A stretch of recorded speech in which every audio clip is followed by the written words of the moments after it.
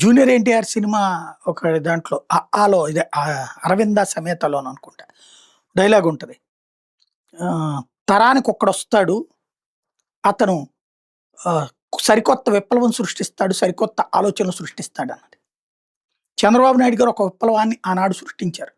ఒక జన్మభూమి శ్రమదానం ద్వారా సంపాదించుకున్న ప్రజల్ని పబ్లిక్‌లోకి తీసుకొచ్చి, వాళ్ళ చేత ఖర్చు పెట్టించి, సమాజాన్ని మెరుగుపరిచే కార్యక్రమం.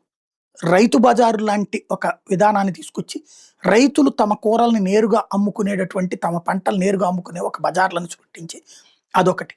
ఆనాడు ట్రెండ్ సెట్టర్ ఆయన. ఆ వయసులో మాకందరికి ఆయన గొప్ప ట్రెండ్ సెట్టర్. ఎందుకంటే ఆ కొత్తది సరికొత్త విప్లవాత్మకం. ఒక మూసలాగా సాగిపోతున్నటువంటి పాలనా వ్యవస్థలో ఒక అద్భుతమైనటువంటి సంస్కరణ.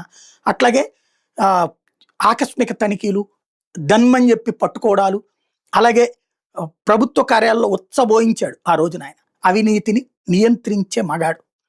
మేమందరం ఆ రోజున ఆయన్ని గొప్ప హీరోగా భావించాం. ఎన్టీ రామారావు మాకు సినిమా హీరోగానే తప్పించి పాలకుడుగా మాకేం అనిపించల. బట్ చంద్రబాబులో ఆ గొప్ప క్వాలిటీ కనిపించింది. తర్వాత ఇంకా అంతకు మించి ఇంకెవడొస్తాడు అనుకున్నప్పుడు వచ్చిన రాజశేఖర్ రెడ్డి. రాజకీయ కారణాలతోనే వచ్చిన తను తీసుకొచ్చినటువంటి ఫీజు రియంబర్స్‌మెంట్, ఆరోగ్యశ్రీ, ఒక ప్రైవేట్ సంస్థకి పరిమితమైనటువంటి 108లని ప్రభుత్వం తీసుకుని రాష్ట్ర వ్యాప్తంగా అమలు చేయటం, ఉచిత విద్యుత్తు, ఇట్లాంటి సంస్కరణలు సామాన్యుడికి నేరుగా ప్రయోజనం చేకూర్చినటువంటిది.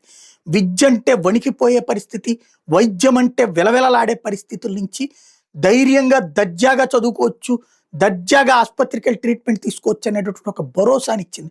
రోడ్డు మీద ప్రమాదం జరిగితే గాయపడ్డాడని బాధపడాలో, డబ్బులు కట్టలేము ఆసుపత్రులని వణికిపోవాలో తెలియని వాళ్ళకి 108 లాంటి ద్వారా స్వాంతన చేకూర్చినటువంటి సిస్టమ్. అట్లాగే కరెంటు కష్టాలతో అల్లాడిపోయేటటువంటి రైతులకి ఉచిత విద్యుత్ ఇవ్వడం. ఇవి సరికొత్త విప్లవం. ట్రెండ్ సెట్టర్, గేమ్ చేంజర్ తను. తర్వాత మళ్ళీ బాబు గారు వచ్చారు. లేదా మధ్యలో రోసయ్య వచ్చారు, కిరణ్ కుమార్ రెడ్డి గారు వచ్చారు. కానీ ఆ స్థాయిలో నిర్ణయాలు ఏం లేదు. కిరణ్ కుమార్ రెడ్డి గారిది గుర్తుపెట్టుకోదగ్గది 0 వడ్డీకి రుణాలు, తర్వాతన అదేది వీళ్ళందరికి ఇచ్చినటువంటి ఈ ఇళ్ళది రాజశేఖర రెడ్డి ఇళ్లలో కూడా అద్భుతాలు చేశాడు రాజశేఖర రెడ్డి. దాన్ని కిరణ్ కుమార్ రెడ్డి కూడా కొనసాగించారు. రూపాయి కిలో బియ్యం ఇది ఆయనది. కాకపోతే అదేం ట్రెండ్ సెట్టర్ కాదు, గేమ్ చేంజర్ కాదు. ఒక పాలనాపరమైన సంస్థాగత నిర్ణయాలు తీసుకోవడం ఆయనకి వల్లగాల. తర్వాత వచ్చినటువంటి మళ్ళీ చంద్రబాబు గారు వచ్చారు. అమరావతి అన్నది గేమ్ చేంజర్గానే భావించాం, ఆశపడ్డాం, సంతోషించాం. కానీ ఆనాటి చంద్రబాబు కనిపించలేదు. అడ్మినిస్ట్రేరియల్ ఫెయిల్యూర్, ఆ వ్యవహారం అట్లాగే ఉండిపోయింది. అట్లాగే ఇక ఆ తర్వాత రాజశేఖర్ రెడ్డి కొనసాగించడం అయింది తప్పించి ఆయనగా అద్భుతం చేయడానికి వర్కౌట్ కాలేదు. కొత్త పథకాలను ఆలోచించే దాంట్లో విఫలం అవుతూ వచ్చారు. రాజును చూసిన కంటే మొగుడిని చూస్తే మొట్టబుద్ధేసుద్ది అన్నటువంటి సామెత తరహాలు అయిపోయింది. తర్వాత జగన్మోహన్ రెడ్డి వచ్చారు. ఈయన ఏం చేస్తాడు, రాజకీయంగా లెగసీతో వచ్చాడు అనుకుంటే అద్భుతమే చేశాడు. ఒక అమ్మ ఒడి కావచ్చు, ఒక సచివాలయ వ్యవస్థ కావచ్చు, ఒక వాలంటీర్ వ్యవస్థ కావచ్చు, గేమ్ చేంజర్, ట్రెండ్ సెట్టర్, పరిపాలన ఇంట్లోకి తీసుకొచ్చేసాడు డైరెక్ట్గా. చంద్రబాబు గారు నాడు జన్మభూమి ద్వారా పరిపాలన మన ప్రాంతానికి తెస్తే ఈయన ఏకంగా ఇంట్లోకే తెచ్చేశాడు. ఇది గేమ్ చేంజర్, ట్రెండ్ సెట్టర్ అన్నటువంటిది. ఇలాంటి మార్పే జనం కోరుకునేటటువంటిది. దానికి ప్రత్యామ్నాయం అంటూ సచివాలయ వ్యవస్థను సర్వనాశనం చేసి వాలంటీర్ వ్యవస్థని చిన్నాభిన్నం చేసేసి ఇప్పుడు అరచేతిలో పాలన అంటూ తీసుకొచ్చిన వాట్సాప్ ఫెయిల్యూర్. స్టిల్ నౌ అదేమి ప్రజలకి పనికొచ్చేది కాదు.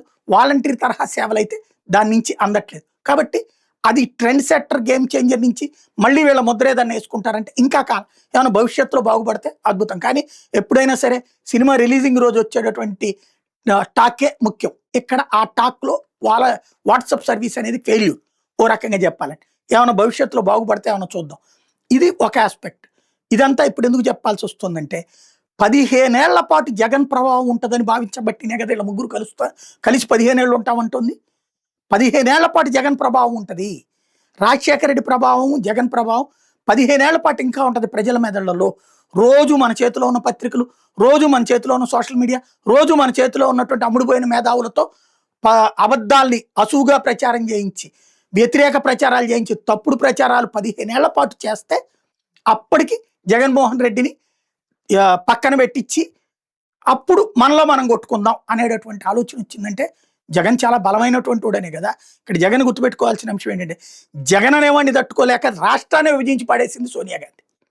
తెలంగాణ ఉద్యమం 2009 డిసెంబర్ 9 ప్రకటించి 23తో క్లోజ్ చేసేసింది ఆ ఉదంతాన్ని. ఆ తర్వాత కేవలం ఒక బుందేల్ఖండ్ తరహా ప్యాకేజీతో ఆపేయాలనుకుంది సోనియా గాంధీ. కానీ జగన్ అనేటువంటి వాడు ఎదుగుతున్నాడని, జగన్ దెబ్బ కొట్టాలంటే రెడ్డి సామాజిక వర్గం బలంగా ఉన్న తెలంగాణను విడదీయాలని చెప్పి బలంగా ఆవిడకు ఉన్నటువంటి నివేదికతోనే విడదీసింది.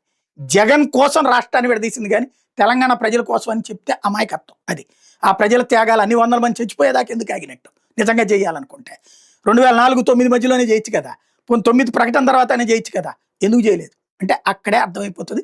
జగన్ అనేవాడిని తట్టుకోలేకనే రాష్ట్ర విభజన చేసి ఆ తర్వాతని జగన్ని నాశనం చేయడానికి తెలుగుదేశంతో కలిసి పొత్తే పెట్టుకుంది మళ్ళీ 2018 దగ్గరికి వచ్చేటప్పటికి. దాన్ని బట్టి అర్థం చేసుకోవచ్చు ఇతని శక్తి ఎంత అన్నటువంటిది.